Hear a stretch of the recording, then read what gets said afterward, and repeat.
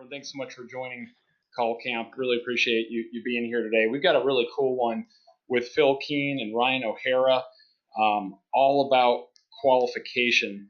And this was the brainchild of a phone call that we did a couple weeks before Thanksgiving. It was really interesting how we started from qualification and we started talking about it, and we're talking about 101 level stuff, and nobody wants to hear about 101 level stuff, and that's where we started getting into the 201 level stuff, which was fascinating.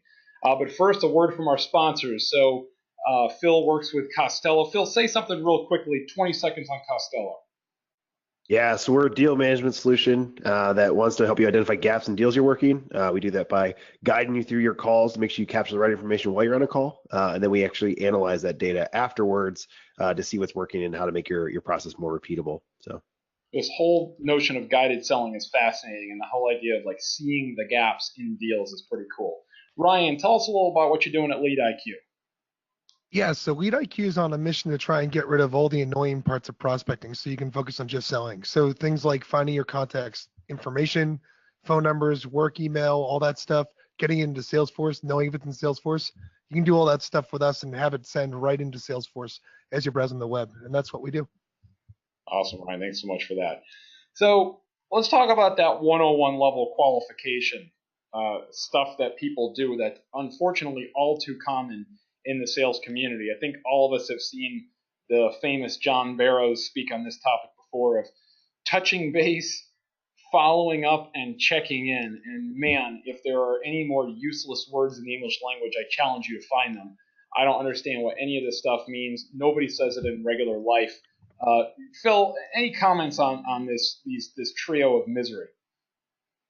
yeah, so if you're a SDR, BDR, junior AE, whatever you are out there, like it's probably not your fault. So I think it's something that you got to get coached and you got to get managed, or you got to listen to things like Call Camp, or just find your peers to get past that stuff, because there's so much you could be doing. And really, if you think about at the very, very highest 30,000 foot level, your goal is to get your prospects to think, right? Get them to understand that there's something different in the world, and then get them to talk about it. Like if you could do those two things, there's a lot of the advanced skills that we're going to talk about today that's going to be able to get you to go deeper, maybe the layer or two deeper. That's going to help you schedule more meetings. But really, your overall goal is to stop, get them to think, and get them to talk to you. And that was something I learned really early on as an SDR. Awesome, guys. One thing that I sort of noticed too is I think a lot of people that are just starting out with prospecting have this monkey see, monkey do effect, where they go see what people are already doing on their teams and try to replicate that. Just because someone on their team is doing something doesn't mean it's what you should do either. You know, I think it's important for someone to go and approach and prospect and be themselves when they're prospecting and qualifying people further. Yeah, and Steve, this to your favor. Like Steve and I met many years ago now, but I remember when we first met, I was still an SDR or SDR manager at the time, and you kind of gave me the concept of you got to just test everything. You have to be maniacal in your approach and just get to the place where you're testing what works and how to make it work, and what language works, and what email call to action works, and just test everything and see what works best, and don't be afraid to test things. And I think that's something I definitely took from you, and I took it to heart. Beautiful. So if you're not checking in, what the hell are we doing here? And by the way, I hope my slides are now showing. I've had a variety of technical difficulties. No, stop it, people. No more touching base. No more checking in. No more following up. We're done with that kind of nonsense. We owe it to the sales profession to be better than that. We need to raise and elevate our game. So let's talk about the advanced qualification techniques. Guys, are you seeing my slides now? Are they coming through? I got you. All right. Heck yeah. That was user error, I believe, on my side. So let's spend a minute on this. BANT. BANT, the old classic from Xerox. Ryan, you were saying this is the thing you've learned. Comment on this. Yeah. So we originally learned how to go and identify the budget, authority, need, and timeline. And most people probably know this format, but the idea is that the person you're prospecting, when you're qualifying them, you want to find out, do they actually have a budget where they could spend money on a project working with your product or service? The authority is more along the lines of like, is this the person that would buy it, or is this the person that is ultimately the decision maker? Need, do they actually have something that you can solve for them? And timeline is this something that can happen within whatever your pipeline qualification is? Some organizations have longer sales cycles, but you want it to be within the sales cycle that you typically have. And you know what, Steve, with BANT, like there's a lot of argument out there if it's just dead or it doesn't exist. There is a world where BANT still works. So I think that's something that I want to get out there, like especially in an inbound heavy world where 80 to 90% of your pipeline is generated via inbound leads that come in through a marketing channel. BANT could still work where you're qualifying basically out really early on if they're ready to buy. So I think there's a place and a time for BANT. And these are subtle differences between these. And by the way, I'm categorizing this as kind of 101 level stuff, but it's worth touching on anyway. Anim is the brainchild of Ken Krogh from InsideSales.com, where he took the whole BANT and he said, hey, it's broken because nobody leads with budget anymore, meaning someone doesn't have budget. Now, Phil, to your point, if it's inbound and a transactional sale, yeah, leading with budget makes a ton of sense, because if the person doesn't have budget, don't even waste your time. Just go to the next one, go to the next one, go to the next one. There's always another one behind it. Anim is authority, need, urgency, money. So the whole point is start by talking to people who have authority, develop the need, build urgency around the need, and then those people will go and find money. They'll find discretionary money or unused budget from other parts of the company they can reallocate. Team man, time frame, money, authority, need. There's all sorts of different flavors of this. Phil, talk about CHAMP here. Yeah, so I think if you look at a lot of the different qualification things like ANM or just AN itself, which is just authority and need, or T-man, like it just doesn't go past the surface level pain that exists, and doesn't go past basic things that really you could even put in a lead form potentially, which just, hey, do you have budget for this, or what's your average budget for it? Are you a signer? Like that's if you can put in a lead form and someone can answer for you. It just doesn't go deep enough. Anim and BANT are essentially the same thing. You're just saying it differently with different words. So a lot of where CHAMP goes, and this is something I picked up from Insight Squared. I picked up from, there's a few other people out there that use this. I want to say that a few people on the West Coast I've met, and I actually used it at my previous company as well. But what CHAMP is challenges. So CH is challenges. I understand where your business is and what challenges in your business exist. Authority, money, which is still questions that have to be asked. And then priority. So what's your priorities right now, which is much different than challenges. And really, if you think about the world, if you think about authority or money, I don't need the signer on the first call. There's a path to get to signature. I need to know what the path is. How do I get to the signer? Not that you are the signer. And I think that's a mistake a lot of people make, especially with BANT, is are you the signer or not? And if you're not, I can't pass you on. But maybe that person has access to that signer that can get you there. And I think that's something that really early on you gotta figure out. Well, I think actually one of the cool things I like about that too is the point you make about authority is huge, because most companies that you're selling into now, especially if you're a modern salesperson, you're actually selling to not just one person at a company. You're usually selling to a couple people that are in that triangle of influence, whether they're a user, person has to implement it. If it's the person that has to, sign the actual check and give the budget for it, those are all three very different people, especially in the space that me and Phil are in also.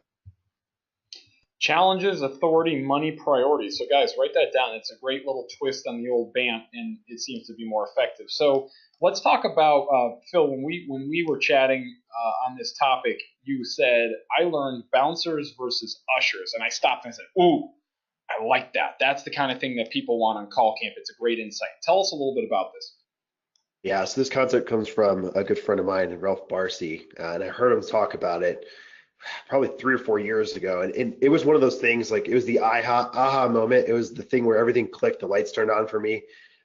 And the concept is like, is most SDRs, especially on heavy inbound, or really just generally speaking, you're an usher. It's let me go show you to your table. Great, you want to see the product? Let me show you the product. Hey, you want to have a conversation with us? Hey, you want to buy right now? Great, let me just get you to your table. And that's not necessarily wrong if you have the bandwidth to do it. But at the same time, are you just wasting time by just taking people to their table? So the idea is that you really want to be a bouncer instead. And what that is we want good customers. At Costello, we want good customers. Ryan at LeadIQ, I assume you want good customers. The idea is this is what it takes to get in. Like if you want to be a part of our group, you want to be a customer of ours, like this is what a good customer looks like. And there's things about you that I need to understand to see if you're a fit or not. So I would rather disqualify you and get you out of the pipeline earlier rather than just kind of get happy ears and keep pushing you through the pipeline and try to force things that actually aren't going to work anyways. So that's the concept of bouncers versus ushers. I'll tell you, this is a powerful lesson too, because I think all of us probably have competitors. They were all people that do what we do, alternate solutions that exist in the market.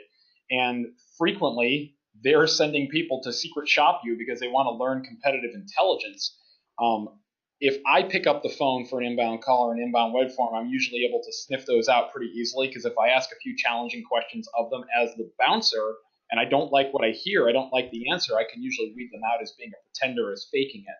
Also looking at LinkedIn and seeing where your connections are. But you do, like you said before, tend to hear SDRs when they first start are so excited that someone's even willing to talk to them in the first place, they'll give them the keys to the kingdom. And that's exactly the opposite of what we want them to do. Yeah.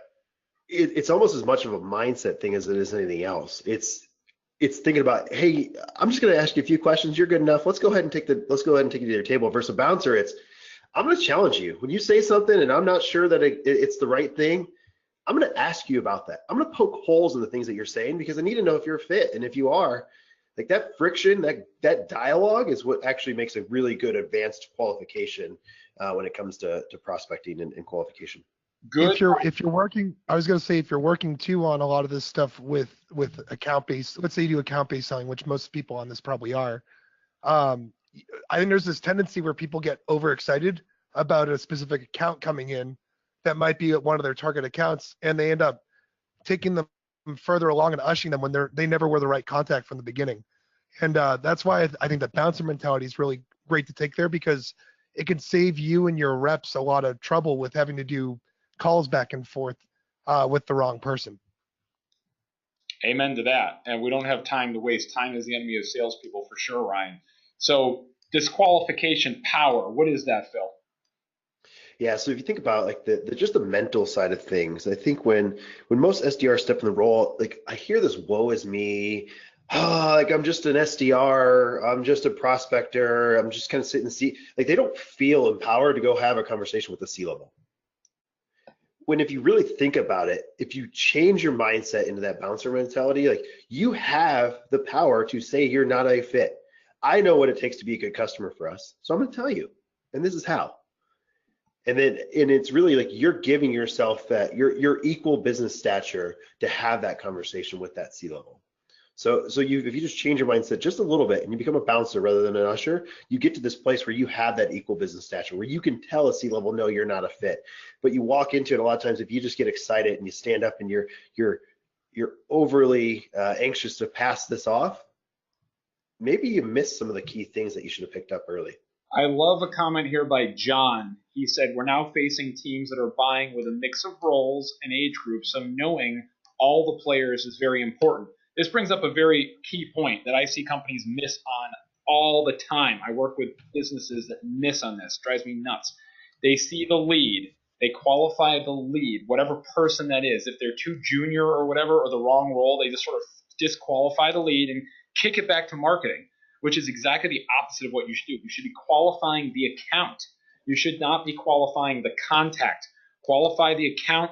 Don't qualify the contact. So with that thought here, because keep in mind, there could be other people in that buying group, just like John's saying, other people in that buying group that are highly influential that can get a deal done, versus other people that come in are too junior or not influential enough. So with that in mind, let's go ahead and launch the poll here. So the poll should be open on your side. You see in the poll? Yep.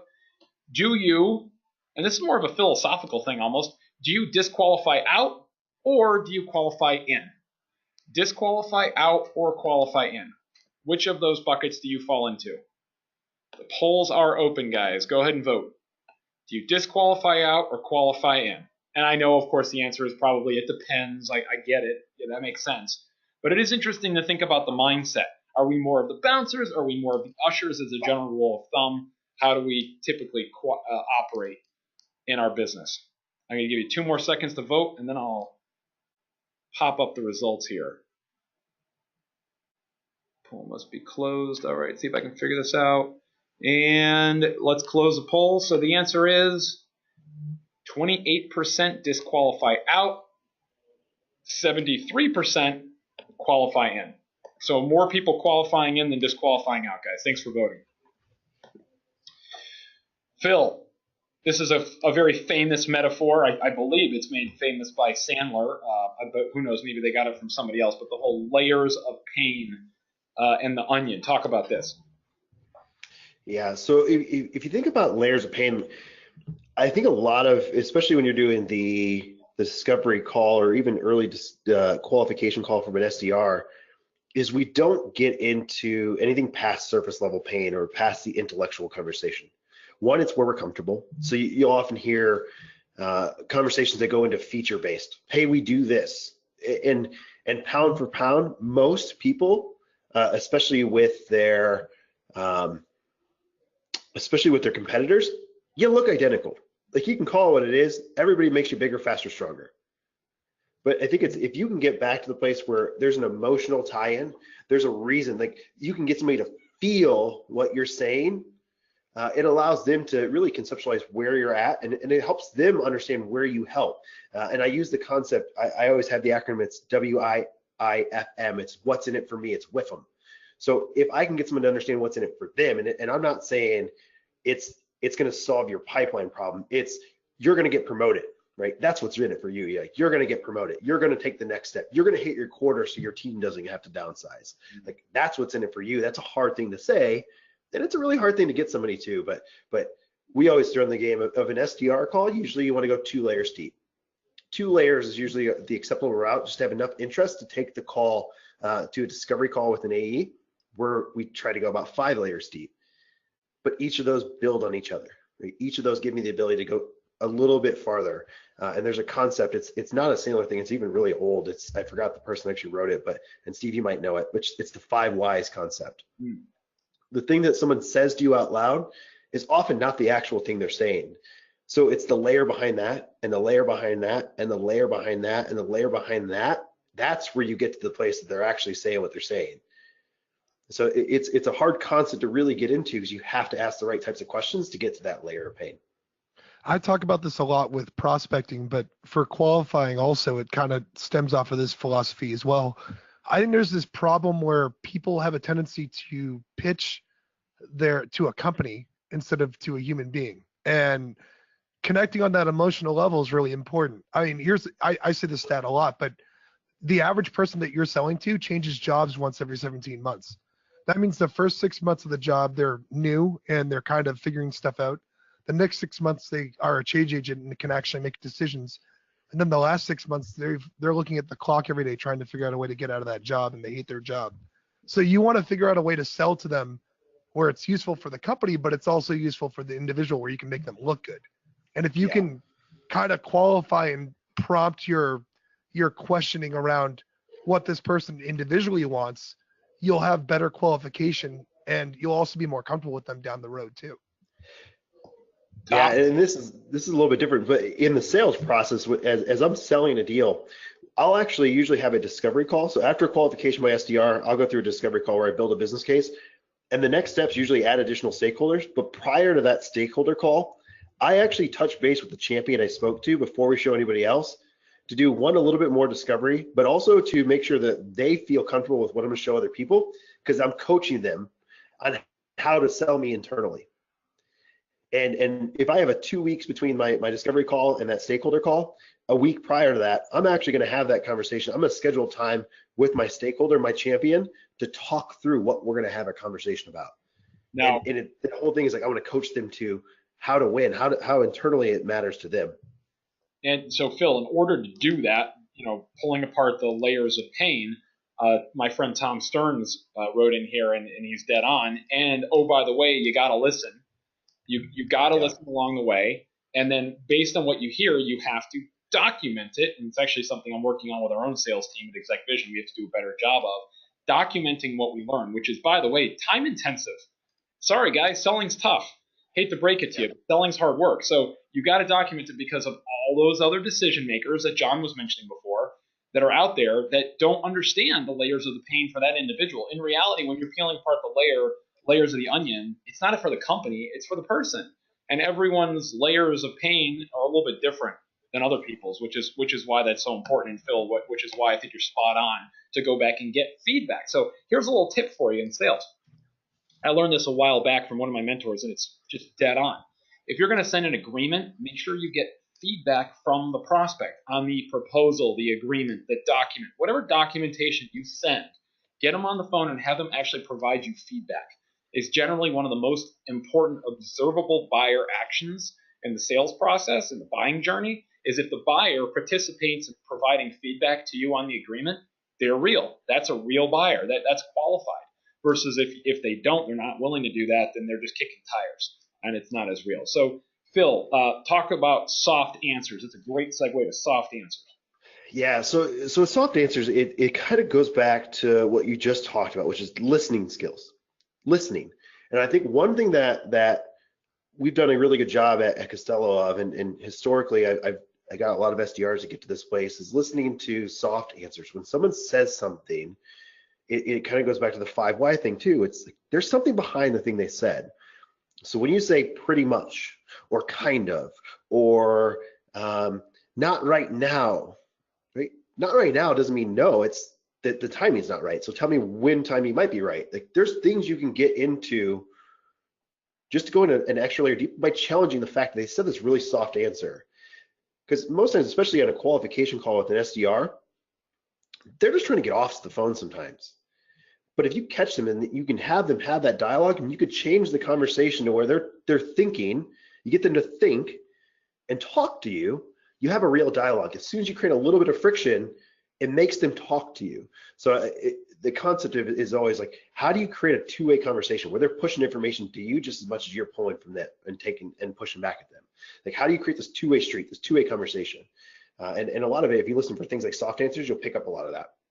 Beautiful. All right, now I've seen this concept come up in the Modern Sales Pros group and on Google and some other places. Some companies now are doing this like pre-questionnaire, where once they schedule a call, so when they move from an unscheduled call to a scheduled call, they'll send this pre-questionnaire to try to gather information, discovery information, qualification information in advance of the call so that they can make a better use of time on the call itself. We did a whole call camp on button-up questions, which is all about doing this on the phone. What are your thoughts on actually doing this over email? Have either of you guys tested this? That's the key, tested this. So I've tested something similar. And the idea is I want to create context for what our conversation will be about. I don't want you to answer yes or no, because I need to know why you're answering the way you're answering. So I don't love the idea of giving you a questionnaire where you can answer a binary yes or no. What I want to know is, hey, I'm going to frame the conversation about these 3 or 4 things. Can you think about it? And if you can't answer these, can you bring in a person on that can? And then it gives you the ability to have that conversation with you, because you have just context around what our conversation is going to be about. So I've done that. I like it from a context perspective. That's interesting. And Consensus, shout out to our friends at Consensus. They do a great job of doing this with videos, the kind of a choose your own adventure video thing. Ryan, any experience with this one? Yeah, I sort of think that when you're on the phone or doing a call with a prospect, you're trying to qualify them further, and in the event that it ends up being a good phone call, I kind of like having a chance to ask questions back and forth, not just to hear how they say stuff, but also to build a relationship a little bit. And I think you miss that a little bit on your qualification process if you send out a 14-question questionnaire. Like, what are you going to just jump in and you know what this does? This creates, I feel like it can create the habit of a rep talking the whole time and spouting off features, as opposed to making it a real conversation. So for me, my preference is to keep it a little bit more organic by saving the questions for the call. Guys, I think the answer we're hearing is let's test it. That's going to be one of those open things. If you're out there listening and you're trying to figure out what can you take away, that's an interesting thing to take away. You have a really short questionnaire or a set of questions you ask following scheduling a call. All right, so guys, in honor of your Indianapolis Colts, by the way, when's Andrew Luck coming back, guys? It's going to be a while, man. He's in Europe. I think he's getting his neck beard cleaned up. I don't know what he's doing, but a little bit. Boy, you guys need him back. No, not to say Jacoby Brissett isn't doing fine, but so let's jump in here and listen to some calls. All right, hold on here. I don't really care if hello sign is telling me that. Why don't we start with some soft answers? So Phil, see this up. Yeah. So go to, I think, about 420 in here. So right where that green starts. All right. And let's listen to it. So the idea is like we're going to listen to what he's saying. So Sam is one of the SDRs we have here, and he does a good job here. I have some critiquing and feedback and ways he could have maybe gone a little bit deeper. But the idea is that the guy inside the conversation, I forgot exactly verbatim what he says, but he goes, not right now. It's not right now. And he even kind of tries to put us off into like, it's just not going to happen yet. Like, it's just not, we're not a fit today. So he challenges him a little bit on that, and that's often difficult to do, but it actually got a better answer than what we're just not a fit right now, and kind of blowing him off. Let's give it a go here. And go to grow. So as I guide myself through the call here, after this, it helps me kind of stay out of Salesforce and focus on what I was hired to do, and that's to find and source opportunities for our team to show companies like yours how we can help solve that. Does that help put it in context for you? Yeah, maybe a little bit, but I just don't see that we're going to be consuming any add-on capability to our Salesforce instance right now. Gotcha. Do you guys have anything on top of it right now? Yeah, but it's all pipeline usability stuff. What do you guys use for the pipeline management? I'm just curious now, 'cause there's a ton of tools out there. Okay, gotcha. Do you guys like that pretty well? So pause real quick here. So I make a statement here, and it's actually in the next comment. So as he gets into it, like he gives the statement of it's not right now, and Sam does challenge him here later, but he says the statement, do you like that? So the guy gave him basically his tech stack or what he uses to solve something similar to what we're solving for, but not really what we're doing exactly. But instead of asking something like, do you like that, which is, yeah, I mean, it's fine. Like you're going to get it's all right, an answer. But if you change it over to like, do you feel that's working for you? It's a much different answer because he's going to get the, yeah, it works most times. I mean, it works pretty well. Like you're going to get, like no one has something that's working perfectly. So by changing it from do you like that to do you feel that's working for you, it's going to get you a much different response from that prospect to where you can go just a little bit farther in that dialogue. So I just wanted to stop and make sure we hit on that. I would change that question a little bit because it would actually change how the dialogue started going, and you can listen to the response from the prospect here. Awesome. And I'm going to go, you said right now, so are there some priorities that your guys are working on as you go into Q4 and then go into 2018? Like, what are some of the priorities that your sales team's working through? If you don't mind me asking. So we could skip ahead a little bit here to at least to Sam's next answer. But as you think about, like he goes into your priorities. So we talked about champ as qualification. Hey, what are your priorities? What are you working on? So now think about if you're handing that lead off to an AE, I know what they're working on as a company. So I now know if I'm selling to this person what they're working on, what their priorities are in their business. And for him, it's deals, Sam. It's always deals. It's always we got to get more pipeline. We got to win more deals. And Sam does a good job here. I believe if we can find his answer real quick. Yep. I've challenged him back on that, and this will be enough for this call. A little bit of sensitive information in the red block here. We're going to jump beyond that. Absolutely. Yeah. I just don't see where there's going to be any change in our deal tracking tools and our Salesforce instance. No, and that's completely fair. You know, it's better to get a early fit and have a conversation with you now than try to send you 10 emails and fill your inbox. So when I reach back out to you, is there anything specifically that I mentioned today that you'd be interested in taking a deeper dive at that time? So pause, because I think that's it. So if you think about it, like he basically disqualifies this guy through, hey, you're not a fit right now. You said it, and he challenged back twice, which is I want to hear 3 no's. So he challenged back twice. And then it goes for, we had this really good conversation. What specifically should I reach back out to you about? And then there's notes for when he goes to call this guy back again to say, hey, 3 months ago, we had a conversation and this is what you wanted me to call you back about. Is this still a problem for you today? And by the way, these were what your priorities were. That's a much different conversation you're having, and you're going to be able to go another layer. So we talked about the layering. You're going to go another layer deep that you're going to get further along in the dialogue. And what if they haven't fixed it yet? Yeah, those are still priorities for me. What have you done to fix that today? What have you done to fix in the last 3 months since we talked? Nothing. Tell me what, it's obviously not a priority. Like you wanted to fix deals, like it's not a priority for you. What you told me you used as a tool is not working for you. Tell me why. Like that's a Yeah, I much love different that. conversation you're having. I love that too, because it creates a back and forth dialogue too, as opposed to just respouting off. You see a lot of these sales reps that will try and reheat an old opportunity by respouting off new features or something. It's like you don't need to do that.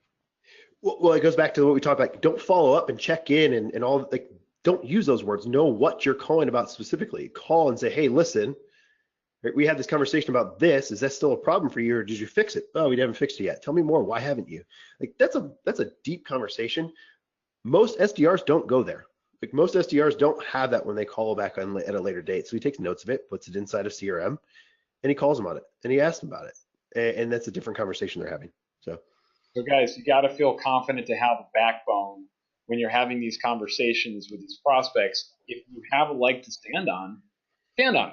You know, if you know that there's a priority, if you know that there's a challenge and there's a frustration in their business right now, and you know that you've got an ability to help them address that, then you have to stand on that and come with very strong language. The words that we choose are very important to be able to say, you told me these are your priorities, is so much better than, oh, I'm calling because you told me to call you back in February to check in.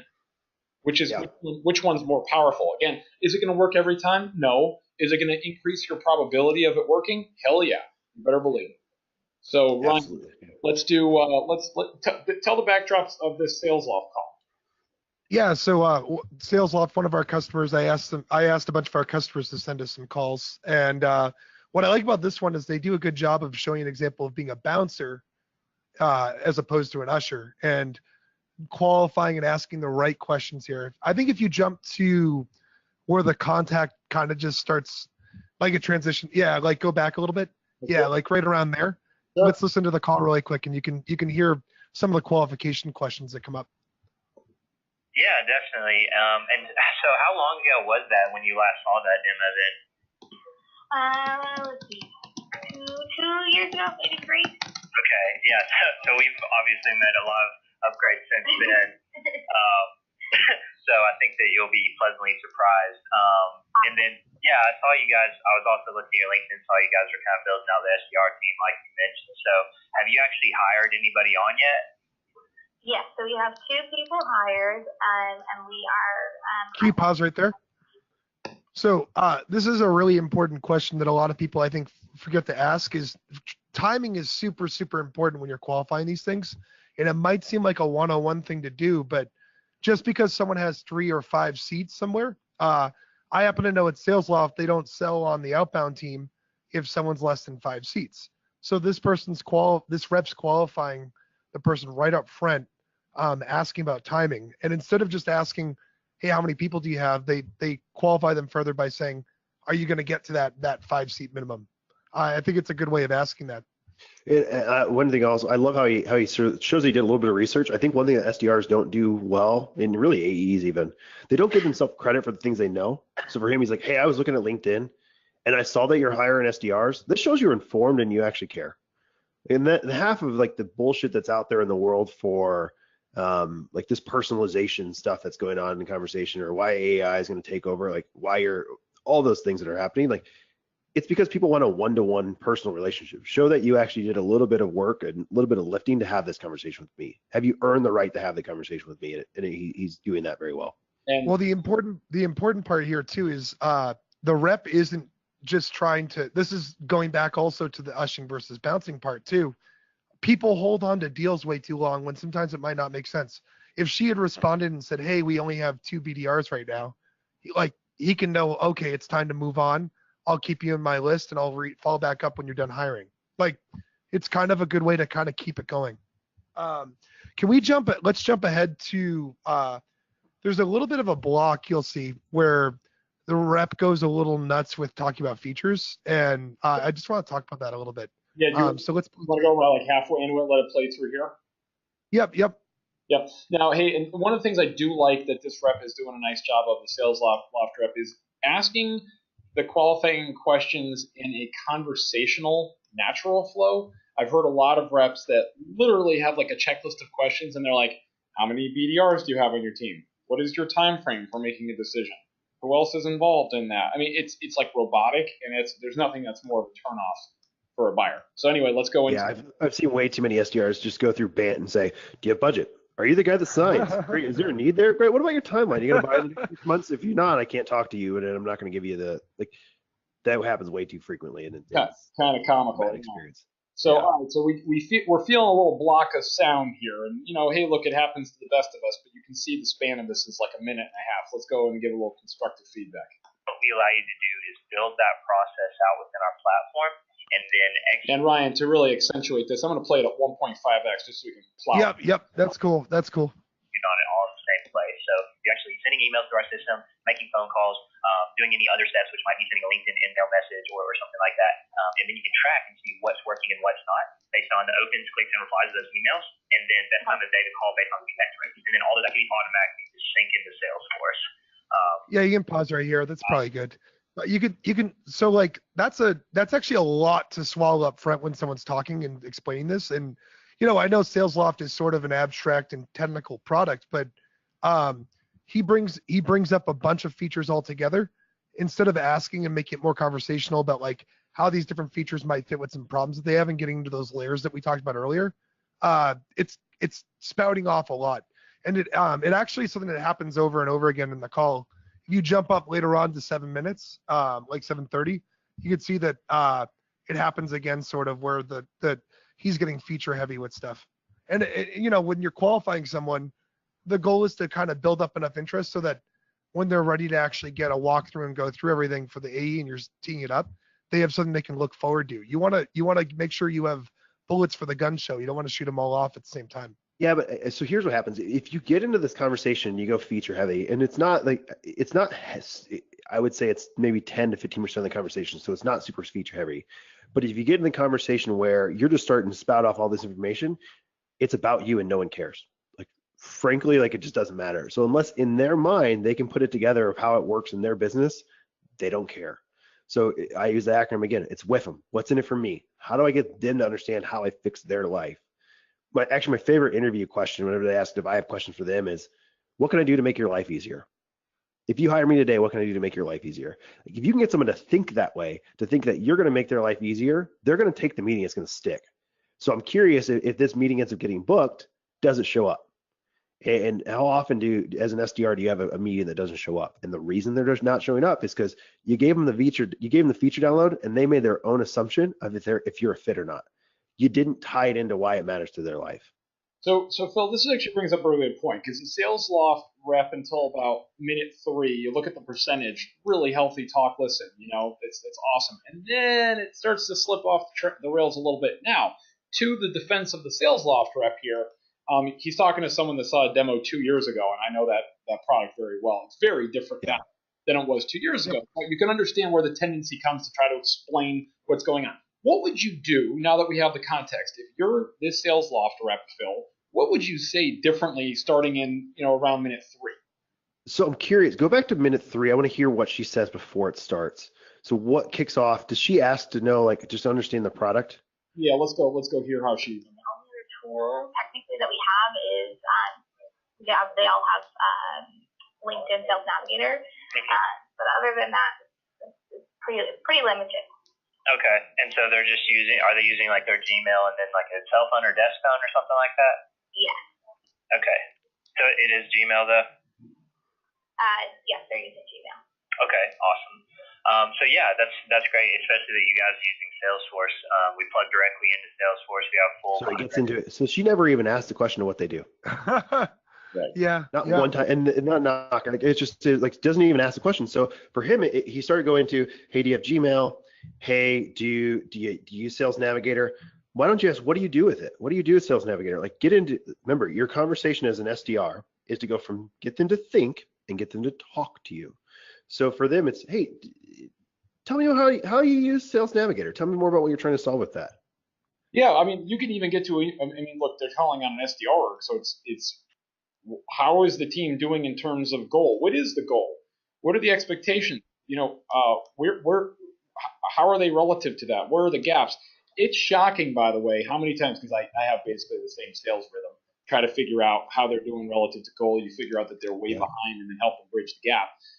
It's shocking how frequently you have that conversation where they say, "Oh yeah, we're smashing our quota." Well, what's your quota? Eight. Yeah. Eight what? Yeah. Eight opportunities per quarter. Get ready for this one, Phill. Per quarter, and I go, whoa, 8 opportunities per quarter. Is that like a fully qualified opportunity? Like, no. What is it? What is an opportunity? An opportunity is a meeting that occurs with a director level prospect. Okay, so you're telling me you're smashing your quota because you're doing 8 per quarter. Like the rest of the world is doing 8 a month minimum. Your close rate better be like 90%.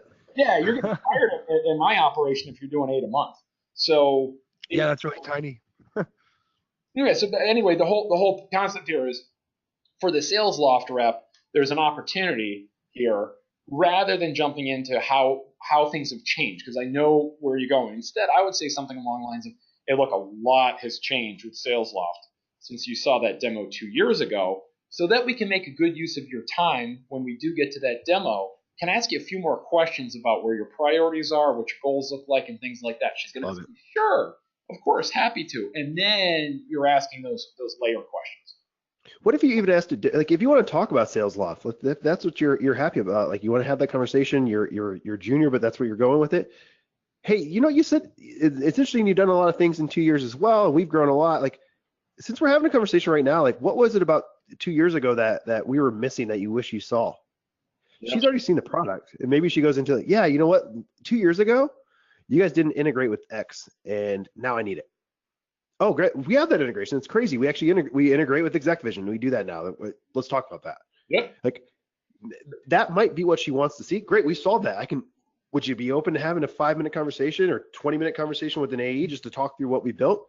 We can probably even show you that integration if that's what it was holding you back. And then you show her that questions. Then you schedule the meeting and you ask the button-up questions, what we talked about on another call camp, which is great. In order to make the best use of your time, who else would feel left out if they weren't included? What's been the biggest challenge about hitting your goals up until this point? Where is the priority right now in the organization? Are people more focused on closing deals or getting more pipeline, et cetera? So Ryan, I'm gonna kick this question to you. Seth asked, what's some good verbiage to use if you found yourself with someone too low on the totem pole and you need to use them to roll you up to the decision maker? Yeah, actually, one of the things that I kind of like to do, I don't know if it's best practice or not, but it works for us, is we'll actually just kind of remove the fourth wall a little bit and say, hey, so if I get you using this and you get some good results out of it, will you be someone that can champion me and get me in front of the right person there? And if that person says no, very rarely will they ever say no. But if the person says no, I'm basically bouncing them, which is fine. Like, I don't have to be disrespectful or not. I know that I'm not going to go waste my time. We do a lot of bottom-up selling at LeadIQ, actually, where one rep will come and try our product out. And after they try our product out, we ask them the intro to a manager. I think that you can still understand their pain points and gather intel on the account, but then ask for a clear call to action to the manager. Yeah, and it can help qualify your selling points when you get in front of the manager by just understand the feelings of the rep, because they're the ones that are going to be most impacted by buying your product afterward anyway, even if they're not the decision maker. So Seth, put yourself on the same team as the rep. Put yourself on the same team with the buyer, and you say, hey, look, and I'll just use Seth, your name. Hey, Seth, look, it sounds like you really need this. Like, first of all, I'll say, how sold are you personally? On a scale of 1 to 10, where 10 is like, I will, sell my firstborn child for this solution. Where are you? And they're like, I'm at 9. Great. In order to get this done, we're going to have to work really effectively as a team. Who else is involved in making this decision? How do decisions like this get made? What does that look like? Here's a great question. What else has the company bought like this recently? How did that process look for what they bought that was something that was similar? What's the last thing they bought? Zoom Info, Discover Org. Great. Who was involved in that? Who's the one who ultimately got it through? What did that look like?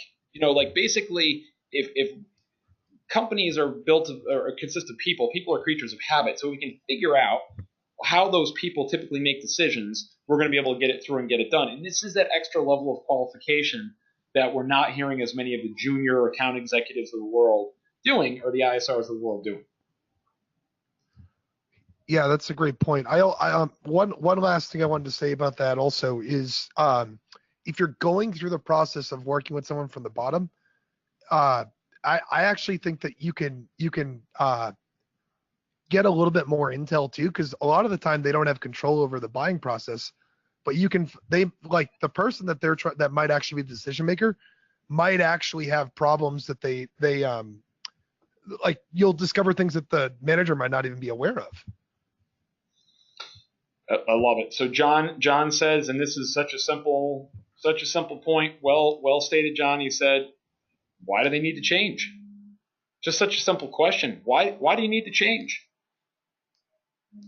All right, Phill, it's time for you to step up to the plate here and be critiqued by yourself. How do you like that? Oh, hold on a second. It looks like Phill actually got disconnected for a second. Oh no, Phill, we need you back. Get on the. He's coming back. He's rejoining. All right, I'm back on, guys. Sorry about that. That's all right. Connection in Indianapolis. We have to have the governor up that thing. All right, so Phill, it's time for you to shine here. I'm going to play this. Give a little context, and I'll hit the play button.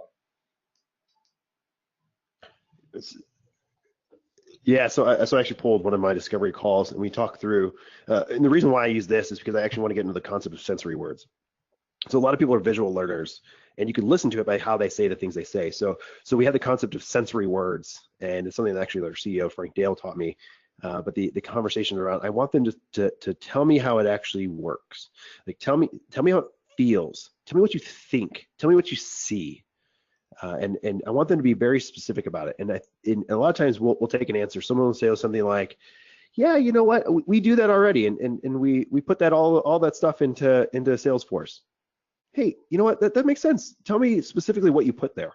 And I get them to go into the world of very, very, very deep, because what a lot of people typically say, they say it in a way they think is clear, but what they actually say isn't clear at all. So you have to get them to clarify what they're saying. So we can jump into this really quick and listen through it about the 454 mark. So yeah, that's where I'm going to go. And actually, Phill, there's a really fascinating book called Sell with NLP. I highly recommend you guys get the book. It's a strange read. It's a fascinating read. Sell with NLP, and it's all about auditory, visual, and kinesthetic. And how to use the language of the mind and figure out if the person is auditory, visual, or kinesthetic, or some combination thereof. And I got to tell you, it's powerful. When you figure it out, it will increase your probability of closing. It does, and it changes their answer because you're talking in their world. So. Equally is good at sales, but he's much more fly by the seat of his pants. Doesn't document as much and things like that. So we have two different styles, but it works. So we use Salesforce. We have, weekly reports we have to put together, daily reports sometimes. We have sales meetings, So I don't know if I answered your question or not. But. No, it absolutely does. So when you put together those weekly reports, what are the types of things you're reporting on? Well, we're reporting on. So click there. So she talks about, like, I asked very specifically, what are you reporting on? What are the types of things? So she says, I have a lot of things to report on. Great. So what are the types of things that you report on? So I wanted to get her to a place where she immediately goes to her world of, like, these are the things I would actually get to, because she said an answer that was really clear, but it wasn't. So I needed to clarify exactly what she said. And we can jump. There's a spot where we can't actually listen to because it's got sensitive information. So let's jump again. But somewhere in here, she uses the word looking in the conversation. So let's go ahead and play because it just misses it. Phill, I'll give you a little feedback. One thing that I would love to see you do here, because this is a join me and you have your screen paused, I found this to be very powerful. Flip around the screen share and actually say, would you be okay walking me through? I'd love to see what you see. Show me what you look at in Salesforce. She go, oh, really? Sure. And then she shows her screen and you can actually see the reports. Very, very powerful. All right, let's keep going. I love that. That's good. That's a great idea. Very cool. It doesn't do anything with, the conversations and did this question work versus that question. It's really just about the funnel itself, the opportunities and where they're at in the funnel. So what type of data, whenever you're looking at your pipeline, what are you looking at to feel confident about a deal if it's going to close or not? Well, I have to tell you that the industry that we sell into, it doesn't matter if they've said yes and they have said, go wait by your email. It's on its way right now. It could be a year later when it finally gets here. So we sell to a lot of printing companies and agencies, and they buy our software and they, use it and sell campaigns and whatnot. But they're a crazy, chaotic world. And so I'll give you an example. I closed the deal 2 months ago. Took me about 3 months to close it. Got the guy to sign it, and then he sent it in. And then of course he didn't send his payment in, so I had to track that down for weeks. Then he finally gave me his credit card number, but he didn't give me his expiration date. And I'm still chasing that. And I've been chasing him for another 6 weeks just because of that. So it's like think about her. Pause real quick. Think about where her head's at right now. Like I asked her a very sensory question, like, what are you looking at? And she immediately goes into this deal. So like I imagine she's visualizing this deal that she's working at, and she probably has something that she's looking at on her desk. It's probably this thing she's chasing down, and she's like, man, this is the worst. Like emotionally, she's thinking about this one deal that, man, I had to chase this guy. He never gave me his credit card, never made his payment, never did this. Like, what a pain in the butt. Like, she's starting to get emotional in this conversation because we're taken to the place where she's trying to visualize what we're talking about. So, and she says the word think inside of the conversation. So let's play. I think we have 2 more questions I asked them just to go deeper. These are indicators that it is really going to happen. It may happen. It's just you never know when. And I've been selling into this industry for 17 years now. So it's not just like my opinion. It just is how it is. So they don't do what they say they're going to do when they say they're going to do it, almost ever. Well, so now I'm just curious more than anything. Why do you think that is? All right, I get pause. So go back into like where she's at, right? She's at this place. She's in this emotional place. She started going deep into the conversation, and she used the word think in the conversation. So yeah, I think it's this. I think it's been this. So I asked, like, I want to know why, right? So she's already in this place. She's like, man, this guy won't pay me, and I can't get to it. And like, why do you think that is? Basically what I'm asking, why do you think that is? So she's just going to keep pushing, right? She's going to go the extra layer deep. She's going to get into this emotional place where she's going to talk through it. And we end up having a good dialogue, but I have to keep pushing a little bit further on it. But eventually what happens in this conversation, it's really all I had to share there. Eventually what happens in the conversation, she's like, man, if we just had your product and we could go hire 10 more people and they could do exactly what I do and what Joe does, which is the other sales rep that's a really high performer. Like, we could just get the 2 of us and replicate us over and over and over and over and over again. All the people that are underperformers, we can let go of them, or maybe they can come up to our level. We could just hire people all day and we'd sell all day long. Like, she admits, like, we have problems. Like, she goes really emotional. Like, maybe it's not our industry. Sometimes maybe it's us and how we sell. Like, so by asking those sensory words, I get her to start visualizing it. But then I ask, well, why do you think that is? And she goes deeper into that. I push deeper into that pain. And that's where I think with an SDR, you don't really want to go much farther than that because you can get into a really dark place pretty quickly. But what it does get you to is a place that you're that 2 to 3 layers deep to where there should be enough emotional tie-in that they want to take a meeting. So. Amen to that. And it's not all about just increase revenue, decrease cost. I can't stand when people use that sort of generic messaging because really any product or service out there can fundamentally go back to, business 101. You're either growing revenue or decreasing costs. It's one or the other. But that's not creating that emotional connection. What's creating that emotional connection is that this woman feels as if her process is somehow unreplicatable. It's not replicatable. And as a result of that, it's really painful anytime they hire a new salesperson. But in reality, obviously, given what you do with Costello, you can make it so there's consistency in how they're executing their sales process so that woman can actually see it. How did you get to that? Well, you got to that by asking visual language, which is a great tip. Very, very well done. So, guys, let's go to the questions, Q&A here. Any questions, any thoughts? SalesLoft sells to SMBs. Will you tailor this to Fortune 500 director and CXO levels? Sarah asked that. So how would you tailor this conversation to Fortune 500 director and CXO levels? That's a great question. I don't think at the SDR level there's a lot of differences. I think it's more of understanding more the path to execution. So there's a lot more political game, and I think what's in it for me is a lot more around understanding more, like how would you move up the ladder? What would happen if you didn't? Like there's more that you can get into, and there's still an emotional attachment. So if you ask questions, like let them lead you into the conversation. You just ask things like, tell me more. Can you be more specific? Why does that happen? How does this work? Like you're asking generic questions, like you can get people to open up, and then you listen for the key triggers inside of there that you can go deeper on. So for me, I always try to just level set with generic questions, then pull deeper in through questions that are very specific for me. But it's also, I try to listen for sensory words that they say. So they say feel or think or hope or you can understand how their language works. And then from there, like I said, it's the path to signature. So Steve, you said one earlier, is like, when you had to make purchases like this before, who else was involved? It's just more complex. There's more people involved. There's more levers to pull to get to that kind of stuff. Yeah, I noticed that I was going to say, sorry. I noticed that at bigger companies too, there tends to be the individuals are a little bit more individualistic, as opposed to a smaller S&B company where they are a much bigger part of the team and they care a little bit more about the team.